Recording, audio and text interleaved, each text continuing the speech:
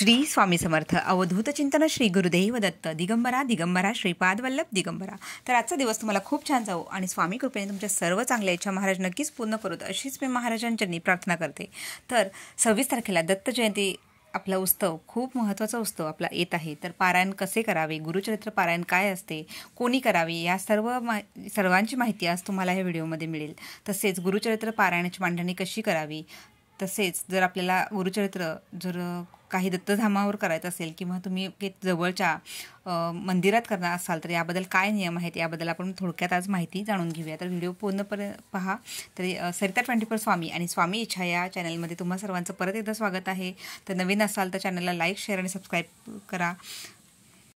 तर दत्त जयंती 26 डिसेंबर 2023 या रोजी आहे आणि त्या दिवशी आपल्याला खूप मस्त उत्सव सगळेजण साजरे करत असतात। पण तत्पूर्वी आपण त्या जो सप्ताह असतो दत्त सप्ताह असं आपण त्याला म्हणतो, या सप्ताहामध्ये आपण जास्तीत जास्त दत्तकृपा आपल्याला मिळवण्यासाठी आणि आपल्या राशीमध्ये जास्तीत जास्त पुण्य मिळवण्यासाठी सगळेजण भरपूर सेवा करत असतात।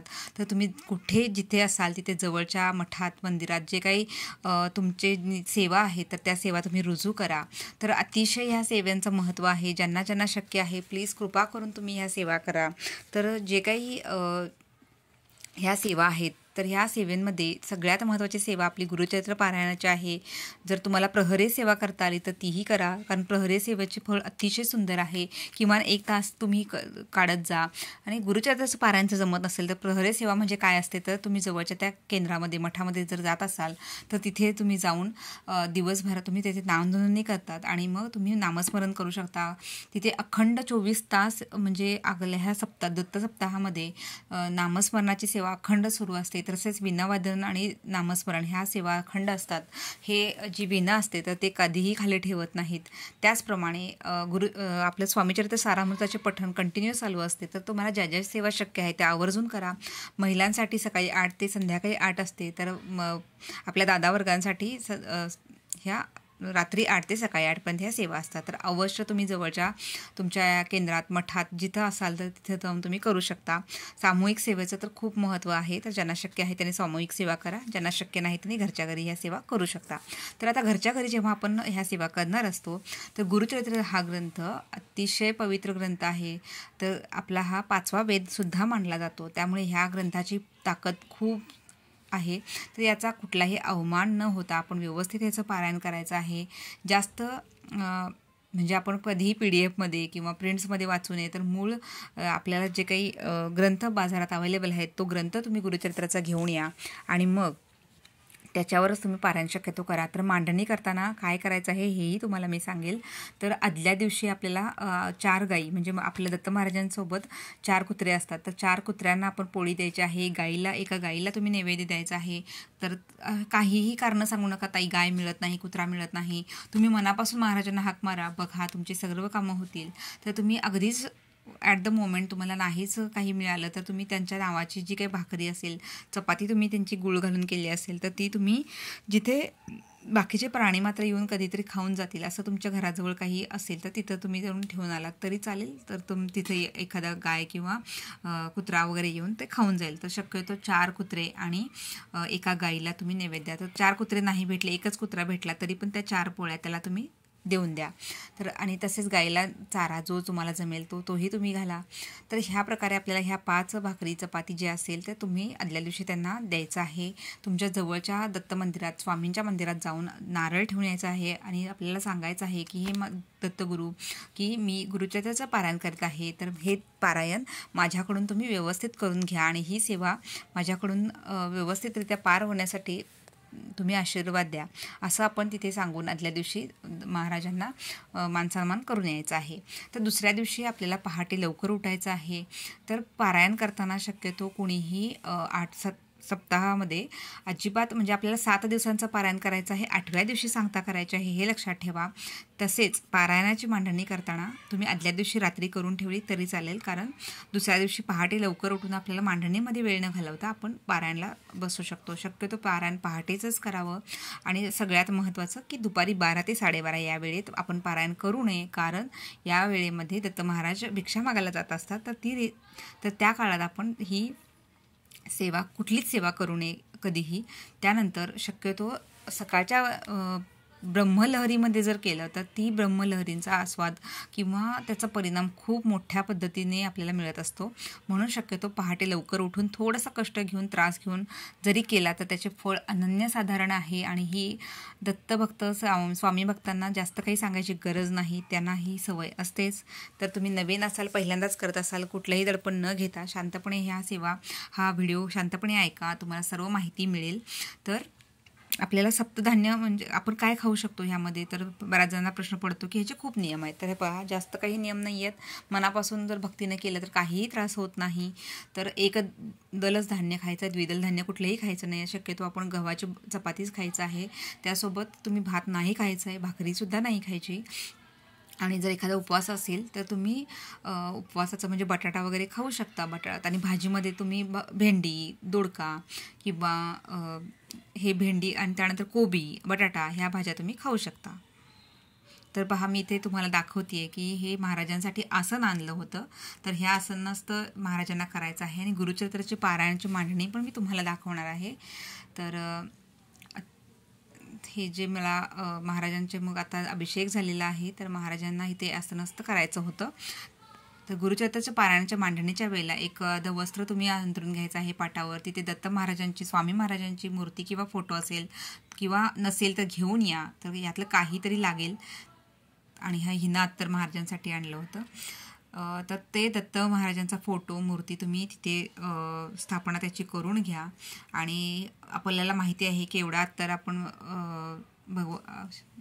दत्त महाराजांना अर्पण करतो आणि हिना अत्तर आपण स्वामी समर्थ महाराजांना अर्पण करतो. तर कापसाने आपण त्याला शक्यतो लावावं. तर इथे महाराजांची अशी सुंदर अशी बसलेली इतकी मनमोहक, इतकी बोलकी मूर्ती आहे की मी तुम्हाला त्या व्हिडिओमध्ये सगळं शूट करणं मला पॉसिबल होतं नाही. तर अष्टगंध किंवा आपल्याकडे चंदन असेल तर ते लावावं, भस्म लावावं. शक्यतो हळदी कुंकू लावू नका स्वामी समर्थांना, अष्टगंधच लावावं आपण दत्त महाराजांना, स्वामींना. आणि ही छोटीशी माळ जी आहे तर तीही त्यांना सजवलेलं आहे. तर पहा, महाराजांना काहीही तुम्ही मनोभावे भक्तीनं जे कराल ते खूप आवडतं. महाराज आपल्याला आशीर्वादच देत असतात. तर आपल्याला गुरुचरित्राच्या पारायणाच्या वेळेला अतिशय सात्विक वातावरण, शुद्ध वातावरण आपल्या घरात ठेवायचं आहे. बघा, इथे सुंदर माझे स्वामी दिसत आहेत, तुम्हीही पाहत असाल. अगदी डोळे उघडून ते बोलत आहेत, अशीच भावमुद्रा आहे महाराजांची. तर गुरुचरित्राच्या पारायणाच्या मांडणीच्या वेळेला आपल्याला काय करायचं आहे बघा, मंगल कलशाची स्थापना ते करायची आहे. ह्या कोपऱ्यामध्ये तुम्ही पहा, म्हणजे शक्यतो आपलं तोंड पूर्वेला किंवा उत्तरेला यावं अशा पद्धतीने आपण बसलं तर उत्तम. तर ही मांडणी आपल्याला 7 दिवस ठेवायची आहे. 8व्या दिवशी सांगता करायची आहे. तर वस्त्र घ्यायचं आहे, पाणी ठेवायचं आहे, एक विडा ठेवायचा आहे. त्यानंतर नित्यसेवा चुकवायची नाही, त्यामुळे नित्यसेवासुद्धा आपल्याला करायची आहे. जप करायचा आहे, 11 माळी जपसुद्धा आवश्यक आहे. हे गोमूत्र आहे, गोमूत्रसुद्धा आपल्याला घरात सगळीकडे शिंपडायचं आहे, वेळोवेळी शिंपडायचं आहे. आपण कुठून बाहेर आलो किंवा घरी सारखं कोणी ना कोणी येत असतं, तर घरात सात्विक वातावरण राहावं. आणि अखंड तेलाचा दिवा आपल्याला ह्या 7 सप्ताहामध्ये तेवत ठेवायचं आहे. आपण महाराजांचं पारायण करत आहोत आणि इथे आपल्याला मंगल कलश ज्यांना स्थापन करायची इच्छा नसेल तर तुम्ही नाही करू. तर हा पारायणचा ग्रंथ जो आहे गुरुचरित्र, तर तो आपल्याला पोथी ती व्यवस्थित कापडामध्येच घालून ठेवायची आहे. ज्यावेळी आपण वाचन करणार तेव्हा उघडायचे आणि नंतरच ओपन करायचे असते. तर आता मी तुमच्यासाठी फक्त जे पॉसिबल आहे तर ती मांडणी मी दाखवलेली आहे. खडीसाखरेचा नैवेद्य ठेवायचा आहे, तुमच्याकडे जे फळं असतील त्याचा नैवेद्य ठेवायचा आहे. आणि त्यानंतर तिथे मी तुम्हाला दाखवत आहे, मी ते खडीसाखरेची वाटी ठेवलेली आहे. त्यानंतर फळं काही माझ्याकडे जी अवेलेबल होती ती तुम्हाला दाखवली आहे की फळंही ठेवलेली आहेत. आणि हा गुरुचरित्राचा ग्रंथ आहे, तुमच्याकडे जो ग्रंथ असेल तर तुम्ही ग्रंथ तो घेऊ शकता. 53 अध्याय आहेत का चेक करा. आणि पारायण करताना हे दररोज आपल्याला वेगवेगळे अध्याय असतात. म्हणजे पहिल्या दिवशी 1 ते 7, 8 जे असतील तर त्यात अनुक्रमणिका दिलेली आहे. रात्री आपल्याला विष्णू सहस्त्रनाम वाचन करायचं आहे, 11 माळी स्वामींचा जप करायचा आहे. त्यासाठी विष्णू सहस्त्रनामाचा ग्रंथसुद्धा तुम्हाला घेऊन यायचा आहे. तर हे तुम्हाला मी दाखवते विष्णू सहस्त्रनामाचा ग्रंथ. तर तुम्हाला जो बाजारात अवेलेबल असेल तो तुम्ही घेऊ शकता. तर विष्णू सहस्त्रनाम का वाचायचं आहे, कारण आपल्याला गुरुचरित्राचं पारायण करताना आपल्याकडनं काही चुका झाल्या असतील तर त्या शक्यतो म्हणून त्या चुका झाल्या असतील. विष्णू सहस्त्रनामाचं पठण करायचं आहे. 7 दिवस आपण पारायण करून 8व्या दिवशी सांगता करायची आहे. नैवेद्यामध्ये 4 नैवेद्य घ्यायचे आहेत, एक स्वामींना, एक दत्त महाराजांना, एक पोथीला. आणि आपल्या कुलदेवतेला. तर पोथीचा नैवेद्य आपण गाईला खाऊ घालावा. अगदीच गाय नाही मिळाली तर स्वतः ग्रहण करावा. हे 4 नैवेद्य आपण स्वतः ग्रहण करावे. आणि 8व्या दिवशी सांगता करताना आपण एखादी सवासणी किंवा ब्राह्मणाला ती शिधा द्यायची. 20 ते 26 तारखेपर्यंत पारायण करून 27 तारखेला आपण सांगता करावी आणि आपण सुद्धा ते ग्रहण करायचं आहे. तर तुम्हाला यथाशक्ती यथाभक्ती ज्या ज्या गोष्टी शक्य आहेत दान पुण्य करायचं ते करायचं आहेत. सप्ताहामध्ये तुमच्या घरी जे लोक येतील त्यांना खायला प्यायला द्यायचं आहे. तर कुठल्या रूपात महाराज आपल्या येतील आणि आपली परीक्षा घेतील हे सांगता येत नाही, म्हणून आपण ह्या गोष्टी आवर्जून कराव्यात. तर आज ही पारायणाची मांडणी तुम्हाला कशी वाटली? अजून काही तुमचे प्रश्न असतील तर नक्की मला कमेंट्स करून सांगा, त्याच्यावरही मी व्हिडिओ बनवेन. तसेच आपल्याला या काळामध्ये अतिशय सात्विक वातावरण, तुम्ही जॉब करत असाल तरीसुद्धा ह्या गोष्टी शक्य आहेत. फक्त थोडे कष्ट घेऊन आपण जर हे पारायण केले तर महाराजसुद्धा आपल्याला अद्भुत अनुभूती देतात. आणि आपली ही निगेटिव्हिटीज कुठेतरी असते ती थोडीशी पहिले 1-2 दिवस आपल्याला थोडासा त्रास होतो निगेटिव्हिटीचा किंवा झोप येते. तर आपल्या ह्या सगळ्यापासून आपण प्रवृत्त होऊन आपण थोडं महाराजांजवळ चरणी प्रार्थना करायची आणि महाराज माझ्याकडून हे पारायण करून घ्या असं जर आपण विनंती केली आणि थोडीशी कष्टाची परीक्षा घेतली आपली महाराजांनी तरीसुद्धा आपण त्यात आपल्या विश्वासाने श्रद्धेने ह्या सर्व परीक्षा पार करायच्या असतात. काहीही होत नाही, कुठलीही अडचण येत नाही. तुमच्याकडे काही चुका झाल्या असतील तर महाराजांकडून तुम्ही आपली नाक रगडणी करून नाकाराव्या, तुम्ही माफी मागा. महाराजांना सांगा माझं काही चुकत असेल तर माझ्याकडून तुम्ही दुरुस्त करून घ्या, मला माफ करा असं आपण महाराजांची माफी मागायची आहे. आणि गुरुचरित्राचं पारायण करत असताना आपण कुठल्याही परान्न घेऊ नये हे महत्त्वाचं आहे. कुठल्याही घराचं कुणाचंही खाऊ नका. जर तुमच्या घरात सुद्धा काही कामवाली येत असेल तर शक्यतो त्यांच्या हातचं न खाता आपण घरात ज्या आपल्या महिला आहेत, आई बहीण बायको बहीणसुद्धा जर ती अनमॅरिड असेल तर अशा घरच्यांच्याच हातचं सात्विक भोजन आपल्याला घ्यायचं आहे. बाहेरचं काहीही खाऊ नका. तुम्ही मेस अगदीच बाहेर राहत असाल जॉबमुळे किंवा शिक्षणासाठी तर मेसचं तुम्ही खात असाल तर ठीक आहे, पण कारण तुम्ही ते पे करत असता. पण अदरवाईज तुम्ही घरी असाल तर दुसऱ्यांच्या घरचं पराणं घेऊ नये, पाणीसुद्धा घेऊ नये. तुम्ही कुठेही जात असाल स्वतःचं पाणी घेऊन जावा. तुम्ही ऑफिसमध्ये असाल स्वतःचा टिफिन स्वतःचं पाणी हेच दिवसभर घ्या. आणि सात्विक वातावरणामध्ये हा सगळा पारायणाचा तुम्ही जो संकल्प केला आहे तो पूर्ण करून घ्या. आणि पहा महाराज हे आपल्याकडून करून घेत असतात, पण थोडंसं आपल्यालाही थोडी परीक्षा द्यावी लागते निष्ठेची श्रद्धेची. कारण आपण जर थोडे कष्ट नाही घेतले तर आपल्या पदरी पुण्य कसं पडेल. तर दत्त जयंतीमध्ये आपण ह्या गुरुचरित्राचं पारायण करूया.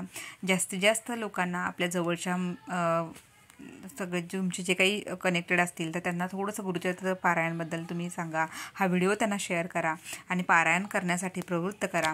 तर तुम्हाला आता गुरुचरित्राचं जे पारायण आहे तर ते व्यवस्थित तुमचं पार पडो. तुमच्या मनोकामना महाराज चांगल्या मनोकामना महाराज नक्कीच पूर्ण करत. तर आपण सात्विक पद्धतीने आणि काहीही मागण्यासाठी आपण हे पारायण करायचं नाही. तर महाराजांनी आपल्याला भरभरून दिलेलं आहे. काहीही न मागता भरपूर गोष्टी मिळत असतात, पण थोडंसं आपल्याला सहनशीलता अंगी यायला हवी. आणि महाराजांची जयंती आहे म्हणून आपण हे पारायण करण्याचा मानस घ्या. कुठलंही कारण किंवा प्रश्न असतील तर ते संकल्प न करता आपण महाराज माझ्याकडून हे सात्विकपणे व्यवस्थित पारायण पाडून घ्या अशी आपण जर विनंती केली तर महाराजसुद्धा आपल्यासाठी इतके धावून येतील की तुमचा कुठला प्रश्न तुम्हाला कुणालाही विचारायची गरज भासणार नाही. झालेली सेवा स्वामींची. तर अजून एक गोष्ट होती की आपल्याला जिथं तुम्ही पारायणाची मांडणी केली आहे तिथे जवळपासच आपल्याला तिथे एखादी चटई अंथरून आपण तिथे झोपू शकतो. गादीवर झोपू नका, सोफा सेटवर बसू नका. तसेच ब्रह्मचर्याचं पालन करणं सुद्धा खूप गरजेचं आहे. चामड्याच्या वस्तूसुद्धा वापरू नयेत. तर हे खूप सात्विक म्हणजे छोटे छोटे नियम आहेत ते पाळून आपण जर पारायण केले तर अतिशय सुंदर असं पारायण होऊन जाईल. तर झालेली सर्व सेवा स्वामींच्या चरणी अर्पण करते, दत्त महाराजांच्या चरणी अर्पण करते. आणि तुम्ही हा जास्तीत जास्त व्हिडिओ सगळ्यांना शेअर करा जेणेकरून त्यांना ही गुरुचरित्र पारायणाबद्दल काही शंका असतील तर त्या निघून जातील. चला परत एकदा भेटू सुंदर व्लॉगसह. श्री स्वामी समर्थ.